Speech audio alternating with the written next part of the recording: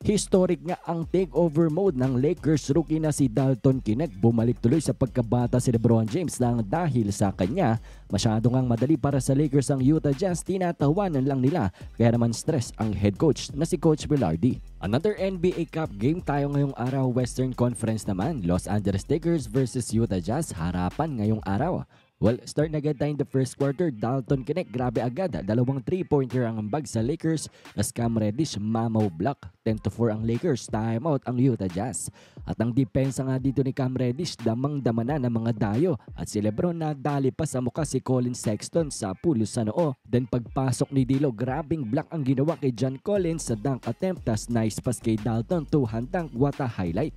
At ang Lakers mga idol ay talaga nga namang dominating here in the first quarter kung saan another timeout ang itinawag nga netong Utah Jazz dahil lamang ang Lakers 25-12 with 3 minutes left. At sa last 3 minutes natin ay sumubok nga ang team ng Utah Jazz na makadikit sa team ng LA Lakers, pero sa pagtatapos natin 34-20, double digit lead advantage pa rin para nga sa Lakers. AD at Dalton tig 8 points nga this first quarter. Second quarter natin, Jordan Clarkson making plays para sa kanyang team at dito ngayon nakabawi na ang Jazz. Ginawa nilang 6-point lead ang lamang ng Lakers. Pero ang Los Angeles hindi naman hinayaan na makadikit completely sila dahil gumanti rin sila mga idol kahit papano. Then Dalton Knecht off-ball movement, back-to-back dunks ang kanyang ginawa para sa Lakers at mukhang ang mali ang game plan ng Jazz sa kanya. Laging wide open siya sa opensa. At talaga nga namang walang rhythm ang Jazz offense dito mga idol dahil absent nga ang kanilang depensa sa buong first half. At ang Lakers tinake advantage yan. Ganda pa ng move dito ni LeBron James. 57-44 ang lamang ng Lakers after 2 quarters. At sa pag-umpisa ng ating third quarter, nice defense ni Cam Reddish. Nagresulta ng end one play para nga kay Anthony Davis. Then another 3-pointer for Dalton. Lakers 19-point lead na agad. Pero buti na lamang nandyan itong si Keyonte George. Binuhat ngang opensa ng Utah Jazz. 8 straight points ang kanyang ginawa dito.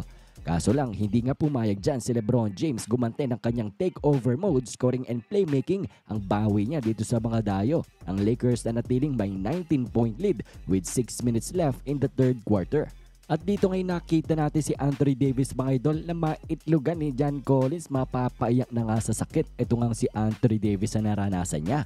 And then nang nilabas, eto nga si Anthony Davis at LeBron James pinaupo sa bench, ay dito nga sinunog ni Dalton Knecht ng kanyang shooting. Ang maling game plan ng Utah Jazz dito. Ang zone defense nila, binirahan ni Dalton ng 4 straight 3-pointers at talaga namang tuwang-tuwa si LeBron na parang bata sa kakatalon sa napanood niya. Grabe nga ang shooting ng batang ito. At sa pagtatapos nga natin here in the third quarter, pinabaunan pa ni Dalton ng isa pang 3-pointer ang Jazz, 97-75, 22-point lead ang Lakers, 33 points para kay Dalton.